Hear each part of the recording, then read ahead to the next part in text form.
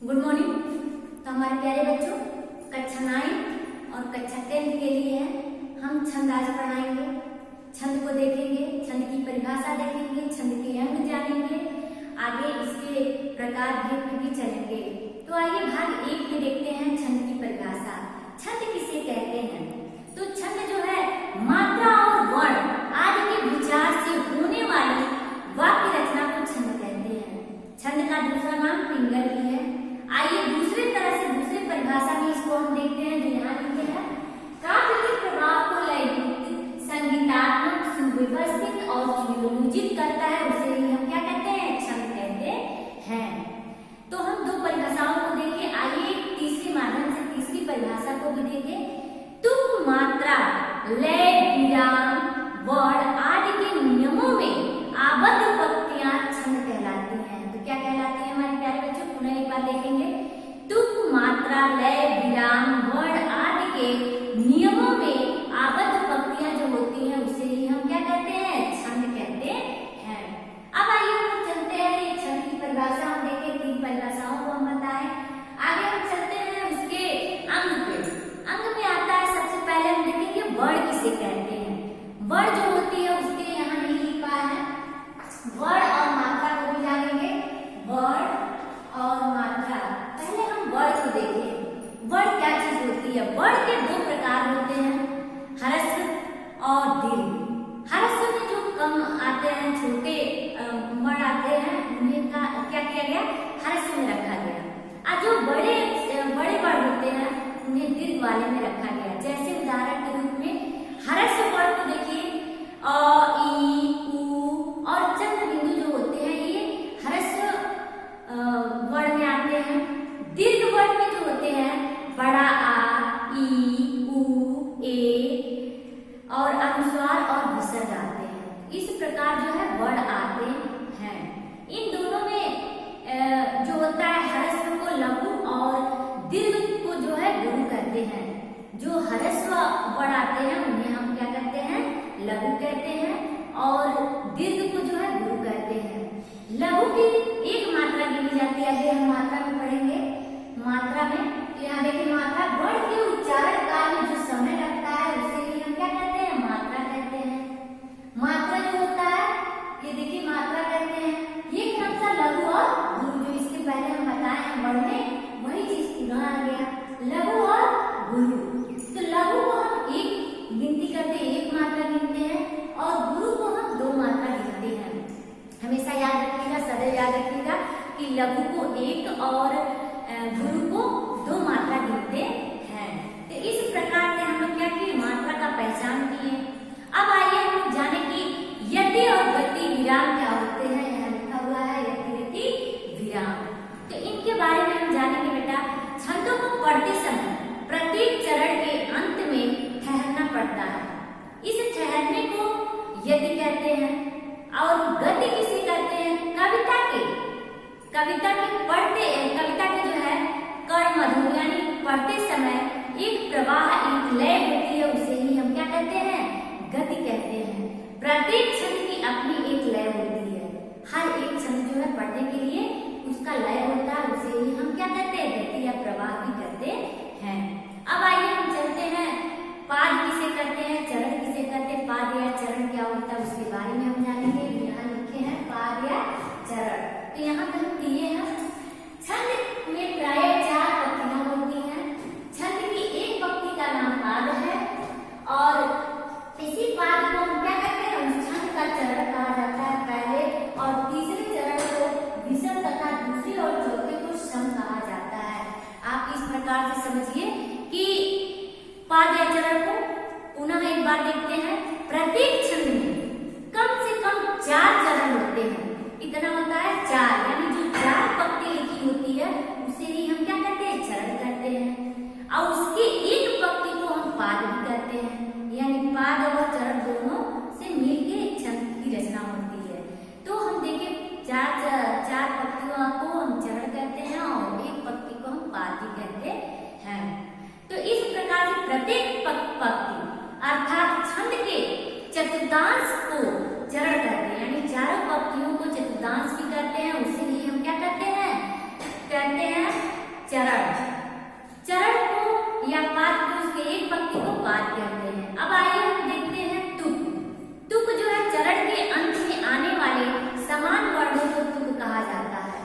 जैसे जासू, तासू, ताके, जाके।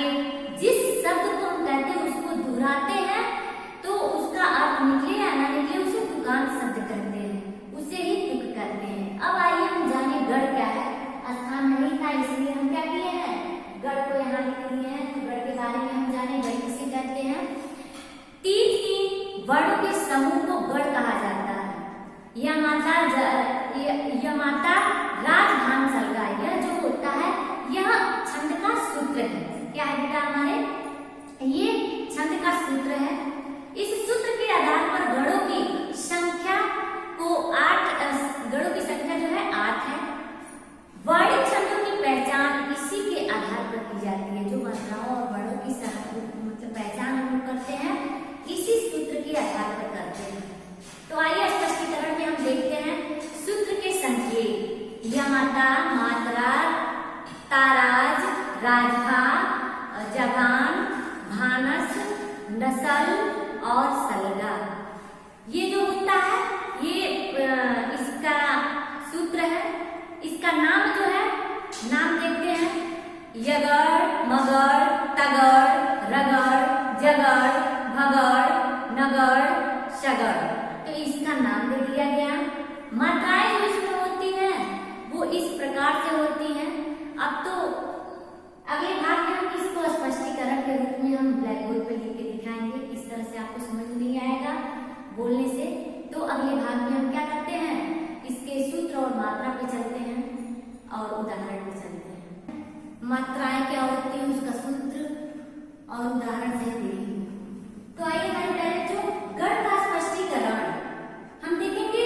सूत्र संकेत, ये सूत्र है यमाता, मात्रा, ताराज, राजभा, जबान, भानस, नसल, सलगा। ये मात्रा सूत्र संकेत है। इसका जो नाम दिया गया है यगड़, मगड़, तगड़, रगड़, जगड़, भगड़, नगड़, सगड़। तो इस प्रकार से हम क्या किए हैं, इसके नाम को देखे हैं, सूत्र और सूत्र के नाम को देखे हैं।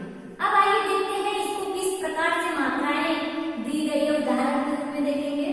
तो ये मात्राएं है इसका यगड़ का जो है लघु, गुरु, गुरु। तो लघु को 1 बताया है और गुरु को हम 2 गिनते हैं। तो यहाँ 2 गुरु है तो 2 और 2। तो यहाँ देखिए 1, 2, 3, 4, 5। तो क्या कितना मात्रा हो गया, 5 मात्रा हो गया। अब इसी प्रकार से हम देखेंगे दूसरा मगड़। इसमें जो है गुरु, गुरु, गुरु, यहाँ तीनों गुरु हैं। तो यहाँ पे क्या होगा, 6 मात्राएं हो जाएंगी। नीचे आइए, अगले को देखिए तगड़। तगड़ जो है गुरु, गुरु और लघु। लघु का मतलब 1 होता है और गुरु का हम बताए थे कि 2 मात्राओं की गिनती होती है। तो यहाँ गुरु है 2, यहाँ गुरु है 2 और 1। तो इस प्रकार से 5 मात्राएं हैं। रगड़ में है गुरु, लघु, गुरु, जिससे 5 हो जाएगा। इसी प्रकार से जगड़ लघु, गुरु, लघु, गुरु, लघु, तो 4 मात्राएं हैं। भगड़ में गुरु, लघु, लघु, जहाँ 2 और 1, 1 यानी 4 मात्राएं हो गए। इसी प्रकार से नगड़, इसमें जो होता है 3 मात्राएं हैं, लघु, लघु, लघु, तो 3 मात्राएं हैं। यहाँ देखिए सगड़ में लघु, लघु, गुरु, तो इस प्रकार से यहाँ 4 मात्राएं आ गई। तो अब मात्राओं के आधार पर हम उदाहरण देखेंगे। तो यहाँ हम लिखे उदाहरण, इस मात्राओं के आधार पर उदाहरण भी लिखे हैं। उदाहरण देखिए यहाँ पे यगड़ का जो होगा यशोदा। इसमें जो 5 मात्रा है, यहाँ 5 मात्रा हम दिखा रहे हैं। य में 1, असो में 2 मात्रा है, गुरु है यहाँ पे भी, यहाँ पे गुरु है तो 2। तो इस प्रकार से 5 मात्राएं हैं। उसी प्रकार से दूसरे में देखिए माता जी, यहाँ 6 मात्रा है तो 2, 2, 2 यानी गुरु, गुरु, गुरु। इस प्रकार से 6 मात्रा इसमें भी हो जाएगा। तीसरा है तालाब, यहाँ 5 मात्राओं का गिनती करके दिखाया गया है। तो गुरु, गुरु यानी पहले गुरु, दूसरा भी गुरु, उसके बाद से लघु हुआ है। इस प्रकार से 5 मात्रा है।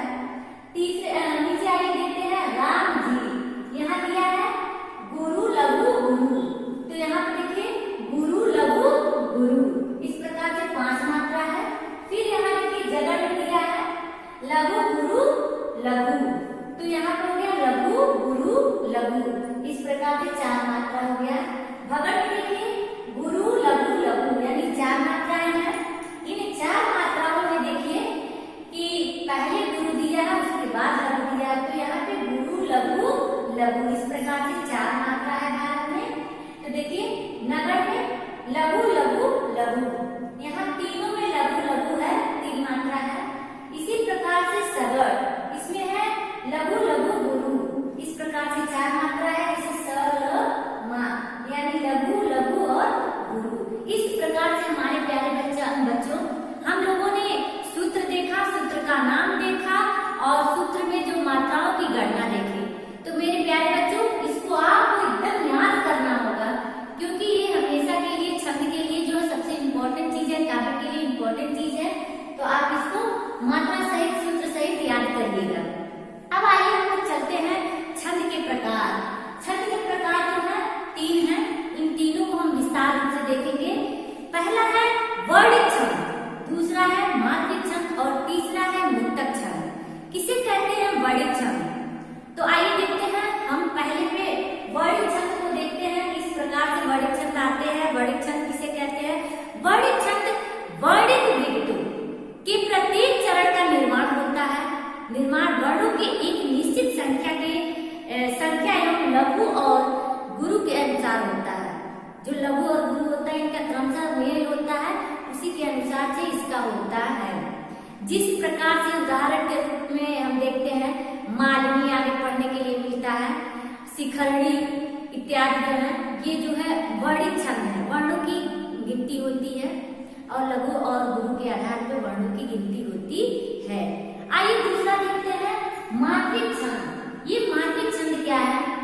तो जहाँ पे मात्रिक छंद वे है जिनकी रचना में चरण की मात्राओं की गणना होती है। जो चरण होते हैं, 4 चरण हम बताए थे, चरण की जो मात्राएं होती है उन मात्राओं के आधार पर जो गणना होती है उसे ही हम क्या कहते हैं?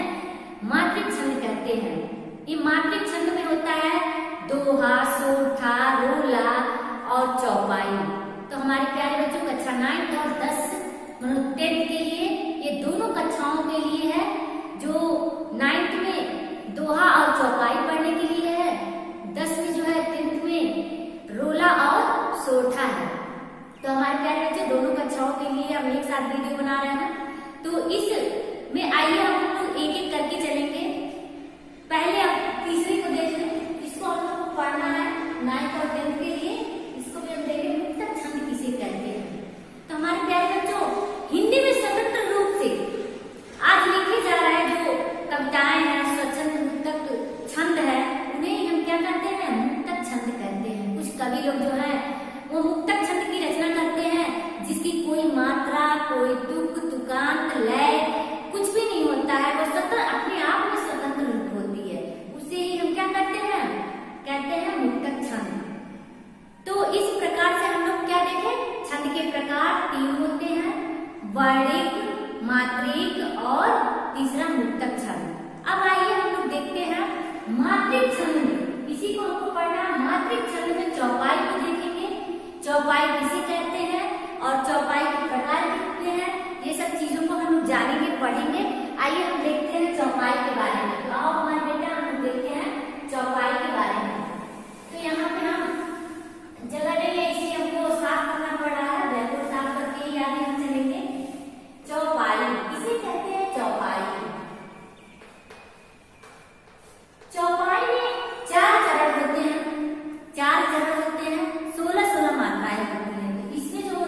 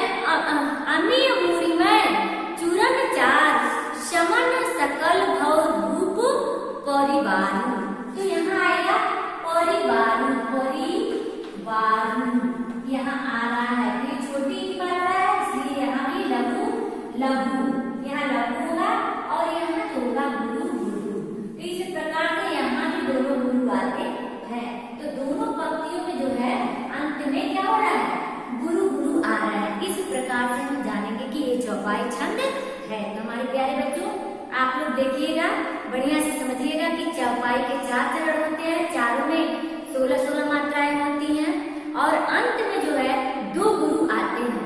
इस प्रकार से हम चौपाई की पहचान करेंगे। अब आइए हम लोग चलते हैं किस पे, दोहा किसे कहते हैं। तो दोहा में हम लोग देखेंगे कि दोहा किसे कहते हैं।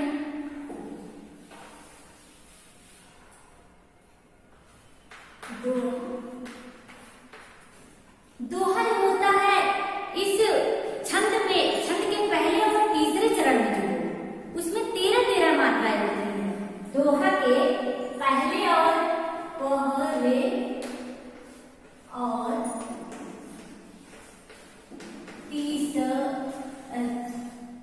तीसरे चरण में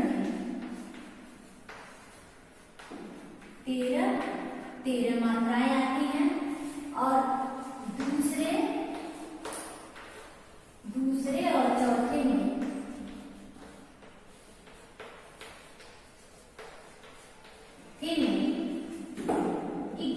11 मात्राएं आती हैं।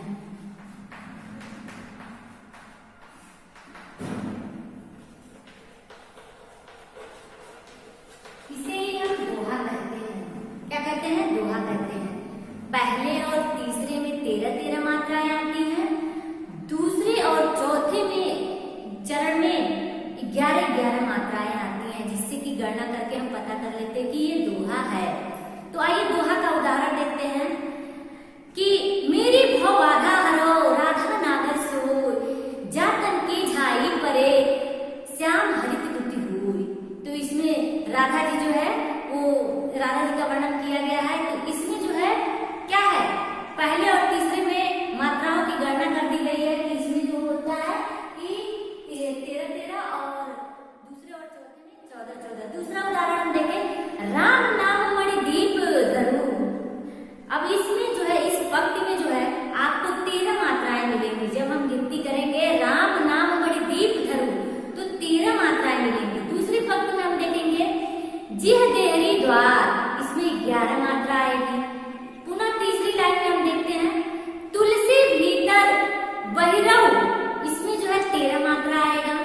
फिर चौथी लाइन है जो चाहस उजियार, इस जो चाहस उजियार में इसमें भी 11 मात्रा आएगा। तो हमारे प्यारे बच्चों, इस प्रकार से हम दोहा के पहले और तीसरे में 13-13 मात्राएं, दूसरे और चौथे पंक्ति में जो है 11-11 मात्राएं आई हैं। इस प्रकार से हम पहचान करेंगे कि ये दोहा है।